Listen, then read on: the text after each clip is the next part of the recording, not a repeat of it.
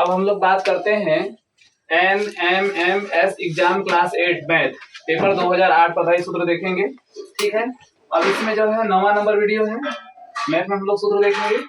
तो इसमें जो है इस सूत्र को कहाँ पर लिखना है? डायरी में। ठीक है, जो बच्चा सूत्र का डायरी बनाया हुआ है तो पार्ट 1 से लगाए जितना तक पढ़ाया जाएगा सभी सूत्र को डायरी में नोट कर लेगा। ठीक है, और अगले दिन से हम लोग जो है इसके बाद क्वेश्चन भी पढ़ेंगे। तो क्वेश्चन पढ़ने से पहले फार्मूला मालूम होना चाहिए, इसलिए हम पूरा सूत्र लिखवा दे रहे हैं। ठीक है, लेकिन ध्यान दीजिए, एक बार जिस सत्र में सूत्र को ये लिखवा दिया जाएगा, अगले पेपर में ये सूत्र आएगा तो उसको दोबारा लिखवाया नहीं जाएगा। एक सूत्र को सिर्फ कितने बार लिखवाया जाएगा? एक बार लिखवाया जाएगा, लेकिन उसको बार बार क्या करोगे? रिपीट करोगे, याद करोगे। इसमें देखेंगे लाभ हानि और लागत मूल्य पर आधारित प्रश्न। ठीक है, इस पर क्वेश्चन मिलेगा पेपर में।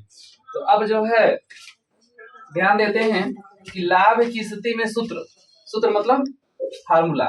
ठीक है, लाभ की स्थिति में सूत्र जो है क्या होता है इसको देखते हैं। सूत्र होता है लाभ बराबर विक्रय मूल्य माइनस क्रय मूल्य। ठीक है, जब विक्रय मूल्य क्रय मूल्य से ज्यादा होता है तो क्या होता है? लाभ होता है। कैसे? जैसे मान लिए कि कोई व्यक्ति है, वो क्या करता है कि 10 रुपए का एक किताब खरीदता है। ठीक है, तो जहां पर खरीदने का मतलब क्या हो गया? क्रय मूल्य हो गया। और 10 रुपए की किताब को वह 15 रुपए में बेचता है। क्या करता है? बेचता है, और बेचने का मतलब क्या हो जाएगा? विक्रय मूल्य हो जाएगा। 10 रुपए की किताब थी, 15 रुपए में बेच दिया, उसको क्या हुआ? लाभ हुआ। लाभ कितने रुपए का हुआ? 5 रुपए का हुआ। कितने रुपए का लाभ हुआ? 5 रुपए का लाभ हुआ। अब बात करते हैं कि जो 5 रुपया है यह कैसे प्राप्त हुआ, किसमें से क्या किए? यानी कि 15 में से हम लोग क्या करेंगे? 10 को हटा देंगे, है ना? 15 में से 10 को हटा देंगे तो 15 क्या है? विक्रय मूल्य है। 15 क्या है? विक्रय मूल्य। ठीक है, इसके बाद 10 क्या है? क्रय मूल्य है। ठीक है, और 5 क्या है? लाभ है। ठीक है, 5 जो है लाभ हो जाएगा, 15 विक्रय मूल्य और 10 क्या हो जाएगा? क्रय मूल्य। तो लाभ बराबर क्या हो जाएगा? विक्रय मूल्य माइनस क्रय मूल्य। ठीक है, तो यहाँ से लाभ बराबर सूत्र प्राप्त हो गया, विक्रय मूल्य माइनस क्रय मूल्य। इसमें ऐसे सूत्र प्राप्त हुआ है। ऐसे चैप्टर में हमने इस सूत्र को व्याख्या करके पढ़ाया है। ठीक है, अब जो है यहाँ से देखते हैं, बोलो लाभ बराबर विक्रय मूल्य माइनस क्रय मूल्य। ठीक है, जब विक्रय मूल्य क्रय मूल्य से बड़ा हो। ठीक है, तो लाभ की स्थिति में सूत्र हो जाएगा। अभी हम लोग लाभ का ही सूत्र देख रहे हैं। बोलो लाभ प्रतिशत बराबर लाभ बटे क्रय मूल्य गुणे 100।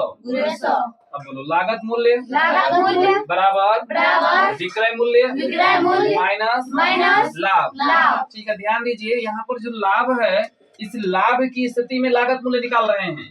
ठीक है, आगे हम लोग हानि की स्थिति में भी लागत मूल्य देखेंगे। तो लाभ की स्थिति में जो लागत मूल्य निकालते हैं उस स्थिति में क्या होता है कि किसी भी चीज को अगर ज्यादा पैसे में बेचोगे तभी तो लाभ होगा, और उसका लागत मूल्य निकालना है। तो जितना ज्यादा पैसे में बेचोगे तो उस विक्रय मूल्य में से क्या करेंगे? लाभ को हटा देंगे। नहीं, वहां पर जो विक्रय मूल्य होगा वह लाभ से क्या होगा? अधिक होगा ना। और जो बड़ा रहता है, ध्यान दीजिए, ये चिमटे के आकार का मुंह होता है, जो बड़ा रहेगा ये उसी तरफ जाएगा। जैसे अगर 4 और 5 में बड़ा दिखाना है कि कौन बड़ा है? 5 बड़ा है, तो जो खुला हुआ जो मुंह है चिमटे का 5 की तरफ ले जाओगे ऐसे। ठीक है, मान लो फिर उल्टा करके लिखने का मन किया तो कोई बात नहीं है, 5 4 कौन बड़ा है? 5 ही बड़ा है। अब ये मुंह कहाँ जाएगा? 5 की तरफ जाएगा। ध्यान से देखिए। ठीक है, बड़ा छोटा लिखना बहुत आसान होता है, बस ये चिमटा याद किए रहोगे। अब जो है विक्रय मूल्य लाभ से बड़ा है तो बड़ा है, यहाँ पर मान लेते हैं लाभ लिख दिए, इसको क्या करेंगे? चिमटा कहाँ जाएगा? विक्रय मूल्य की तरफ। ठीक है, तो इस तरह से लागत मूल्य बराबर विक्रय मूल्य माइनस लाभ हो जाएगा। यहाँ पर विक्रय मूल्य लाभ से बड़ा होगा। अगला पॉइंट, अगला देखते हैं कि लाभ हानि हमेशा क्रय मूल्य पर ज्ञात करते हैं।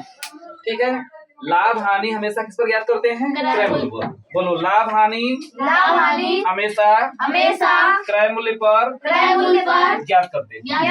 यहाँ देखिए, यहाँ जो लाभ प्रतिशत बराबर है लाभ बटे के क्रय मूल्य गुणे 100 दिया गया है, और यहाँ पर देखिएगा हानि प्रतिशत बराबर हानि बटे के क्रय मूल्य गुणे 100, यानी दोनों ही कंडीशन में क्या काम कर रहा है? क्रय मूल्य काम कर रहा है। ठीक है, अब जो है हानि की स्थिति में बात करेंगे। तो हानि की स्थिति का जो फार्मूला है, इस फार्मूले को थोड़ा सा हम बता देते हैं। ठीक है, इस फार्मूले को हम लोग जो है डायरेक्ट प्राप्त भी कर सकते हैं एक बेसिक तरीके से।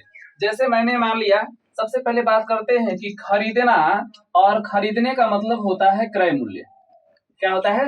क्रय मूल्य। और बेचना, और बेचने का मतलब होता है विक्रय मूल्य।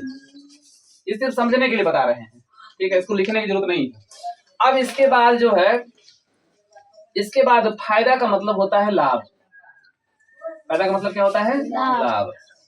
ठीक, लेकिन अगर नुकसान की बात करेंगे तो नुकसान का मतलब क्या हो जाएगा? हानि, क्योंकि लाभ तो भी लोग देख चुके हैं। अब मान लेते हैं कि प्रिंस नाम का एक लड़का है। अब इसने जो है क्या किया कि 15 रुपए की एक कॉपी खरीद के लेके आया। कॉपी मान लो थोड़ा सा क्या हुआ, फट गया। ठीक है, और अभी नाम का एक लड़का है, अब उसको जो है कॉपी की जरूरत थी। ठीक है, कॉपी फटी हुई थी, लेकिन अभी बोला कि नहीं, कॉपी तुम्हारी फटी हुई है, 15 रुपया का लाए होते, क्या हम पैसा उतना नहीं दे सकते हैं, चलो तुमको हम क्या करते हैं 10 रुपया दे देते हैं। ठीक है, तो इसमें जो प्रिंस था, इसने अपने कॉपी को अभी को 10 रुपए में बेच दिया। ठीक है, 15 रुपए की कॉपी खरीदा, 10 रुपए में बेच दिया, इसको क्या हुआ? हानि हुआ। यह हानि कितने रुपए का हुआ? 5 रुपए का हुआ। 5 रुपए का हुआ ना। यह 5 आया कैसे? किसमें से क्या किए? 15 में से 10 को घटाए, जो 5 आया, यानी 5 बराबर 15 माइनस 10। यहाँ से देखिए, ये 5 है क्या? 5 क्या है? हानि। तो 5 के स्थान पर लिख दो हानि। इसके बाद यह 15 रुपए में खरीद रहा है, खरीदने का मतलब क्या होगा? क्रय मूल्य। तो 15 क्या हो जाएगा? क्रय मूल्य हो जाएगा। ठीक, इसके बाद 10 क्या हो जाएगा? बेचने का मतलब क्या हो जाएगा? विक्रय मूल्य। 10 क्या हो जाएगा? विक्रय मूल्य। इस प्रकार से हम लोगों ने सूत्रों की उत्पत्ति कर दी। सूत्र प्राप्त हो गया, हानि बराबर क्रय मूल्य माइनस विक्रय मूल्य। मैं सिर्फ बताना चाहता हूँ कि इस बेसिक तरीके से सूत्र को प्राप्त किया जाता है। हानि बराबर क्रय मूल्य माइनस विक्रय मूल्य। ठीक है, यहाँ पर क्रय मूल्य जो है विक्रय मूल्य से बड़ा होगा। समझ में आया? ये सूत्र ऐसे प्राप्त कर सकते हैं।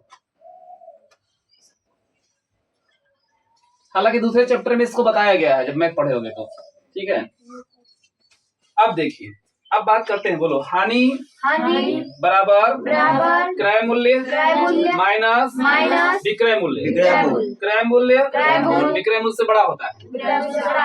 ठीक है, बोलो। हानि प्रतिशत बराबर हानि बटे क्रय मूल्य गुणे 100। ठीक है, बोलो। लागत मूल्य बराबर विक्रय मूल्य प्लस हानि। ठीक है, लागत मूल्य निकालने के लिए यहाँ पर विक्रय मूल्य में हानि जोड़ रहे हैं, जबकि यहाँ पर लागत मूल्य निकालने के लिए विक्रय मूल्य में लाभ को क्या कर रहे हैं? घटा रहे हैं। ठीक है, ध्यान दीजिएगा, यह जो सूत्र है, ये टोटल जो तीनों सूत्र है, यह किस स्थिति में है?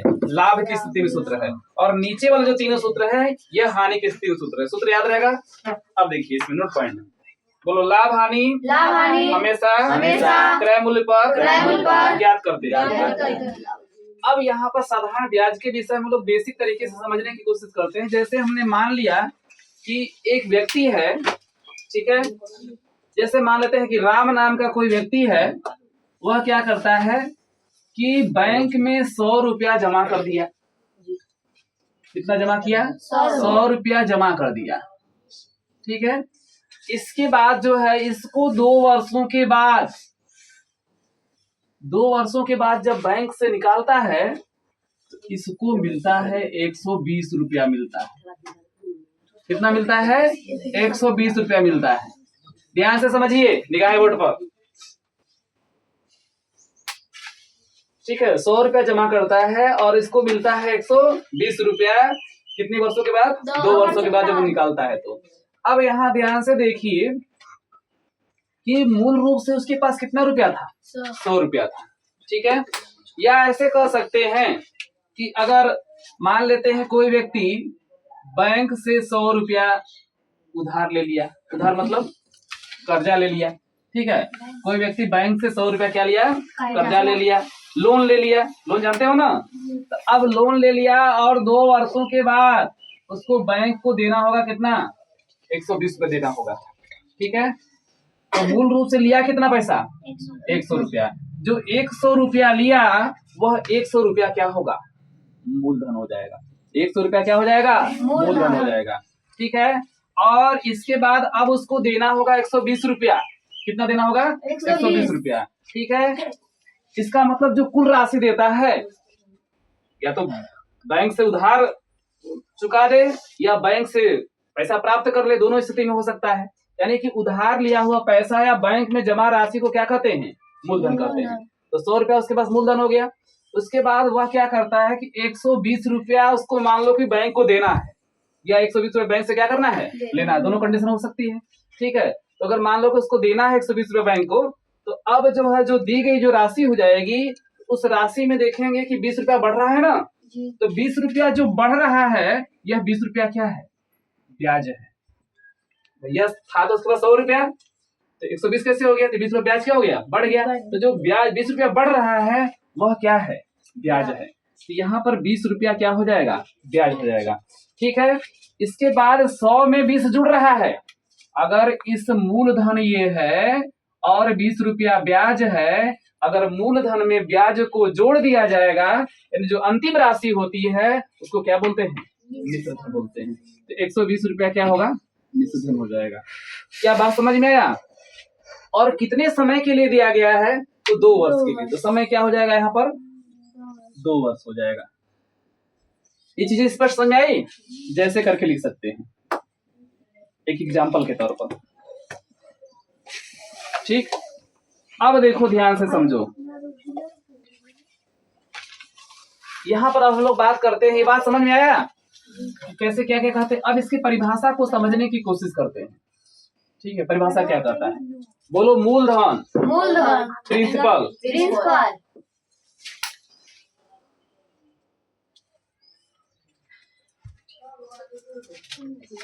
मूलधन, मूलधन, प्रिंसिपल। प्रिंसिपल। निगाहें बोर्ड पर हमेशा रहे।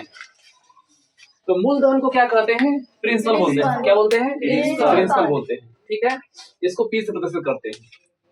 उधार लिया हुआ पैसा बैंक में जमा राशि को मूलधन कहते हैं।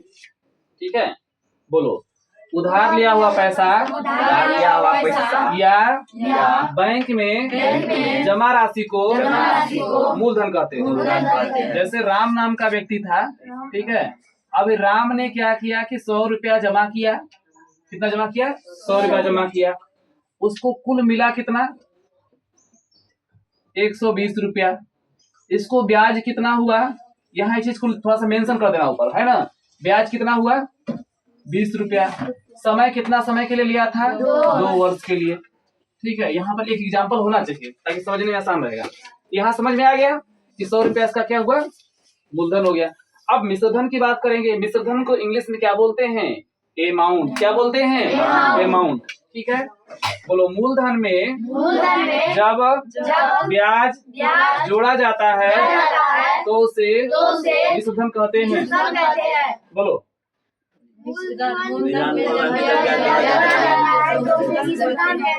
अब यहाँ से सूत्र भी प्राप्त कर सकते हैं। 100 में 120 जोड़ा गया है ना, इसका मतलब सूत्र बन सकता है कि मिश्रधन बराबर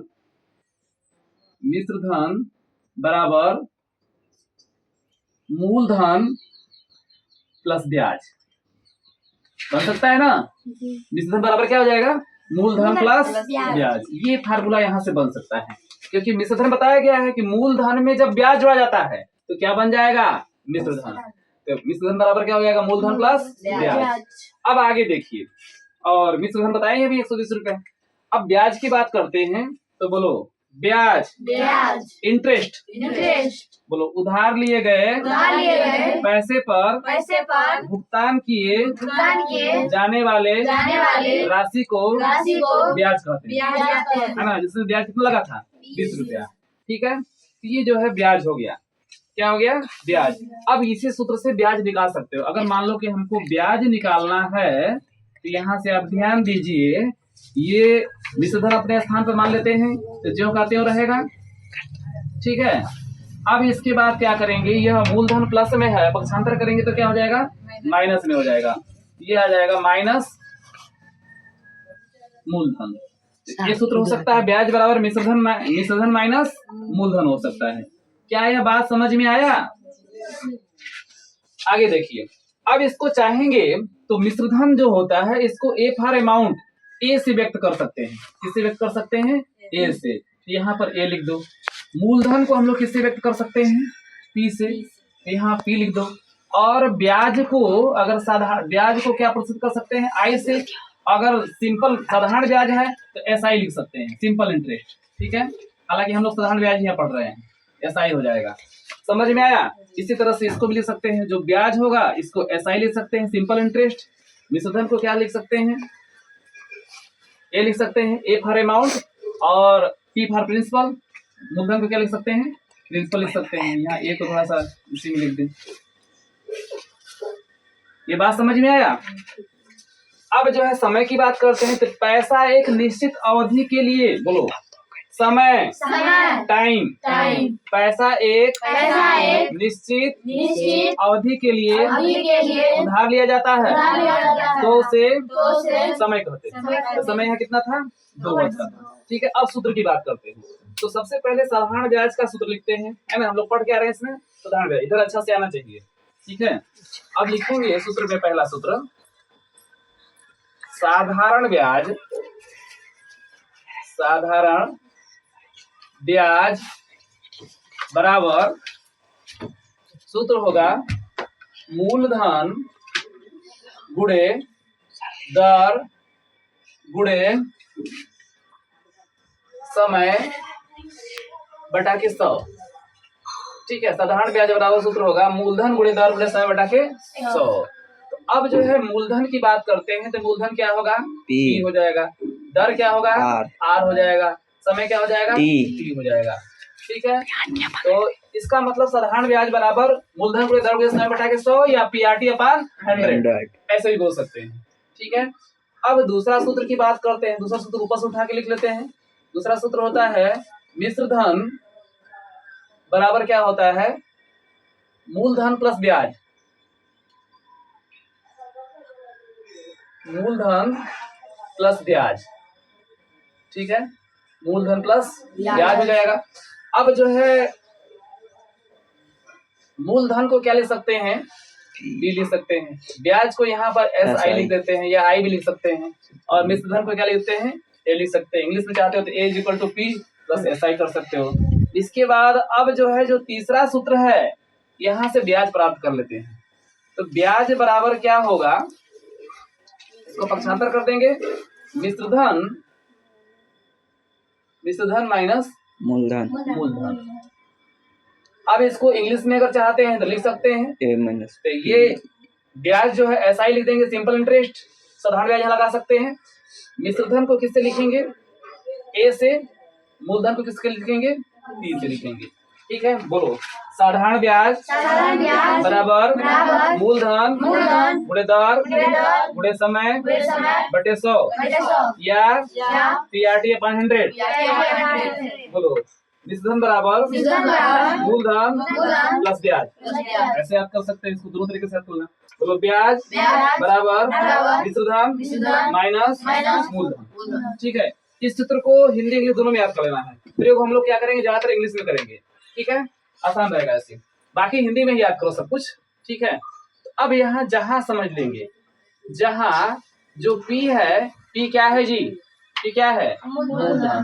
तो जहां लिखेंगे P बराबर मूलधन, R बराबर दर और T बराबर समय। ठीक है, और आज के लिए बस इतना ही। फिर मिलते हैं अगले वीडियो में।